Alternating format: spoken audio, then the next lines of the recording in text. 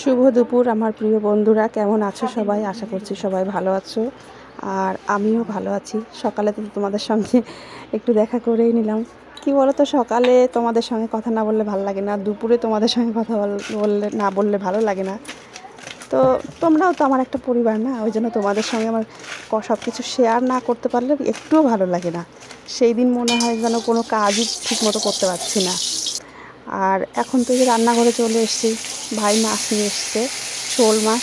তো কী দিয়ে রান্না করবো সেটাই ভাবছিলাম। তো মা বলছে কাঁচকলা দিয়ে পাতলা ঝোল করতে। পিসি এসছে আমার বেড়াতে, তো ওই জন্য আমি রান্না করছি। আর এই যে দেখো পাতার পাহাড়, এইগুলো কালকে আমাদের গাছে প্রচুর পাতা পড়েছে গাছ থেকে, একদম পুরো বোঝাই হয়ে গেছে বাড়িতে। তারপরে মা বলছে এগুলো ঝাড় দিয়ে গুছাই এক জায়গায় গুছিয়ে তারপরে জ্বালানো যাবে।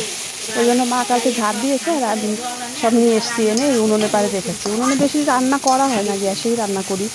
ওই জন্য ভাবলাম যে আজকে একটু তাড়াতাড়ি আছে, ভাই ডিউটিতে যাবে, তাড়াহুড়ো বেঁধে যাবে রান্না করতে করতে। ওই জন্য ভাবলাম যে উনুনেই রান্নাটা করে নিই। আর পিসি ওইদিকে সবজি কাটছে আর আমি রান্না করছি। উনুনে খুব সুন্দর রান্না হয়, উনুনের রান্নার মতো স্বাদ আর বোধহয় গ্যাসে হয় না, আমার যা মনে হয়। এই দেখো আমার রান্নাও হয়ে গেছে গল্প করতে করতে। আর এদিকে এটা হচ্ছে পালং শাক আলু দিয়ে চিংড়ি মাছ রান্না করব। ভাবছিলাম যে চিংড়ি মাছ কী করব, তো ওটা দিয়ে ওই চিংড়ি মাছ করব।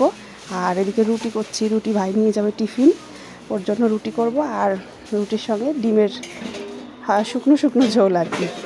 উনুনটা এত সুন্দর জ্বলে, কি বলবো, রান্না করতে খুব ভালো লাগে উনুনে। মাটির উনুনের রান্নার টেস্টই আলাদা। তোমাদের যদি মাটির উনুন থাকে, রান্না করে খেয়ে দেখবে, দারুণ টেস্ট। আর এদিকে আমার রান্নাবান্না কমপ্লিট হয়ে গেছে।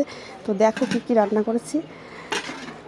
আর তোমরা সবাই কেমন আছো জানিও। সবাই ভালো থেকো, সুস্থ থেকো। সবাইকে শুভ দুপুরের অনেক অনেক শুভেচ্ছা আর ভালোবাসা রইল।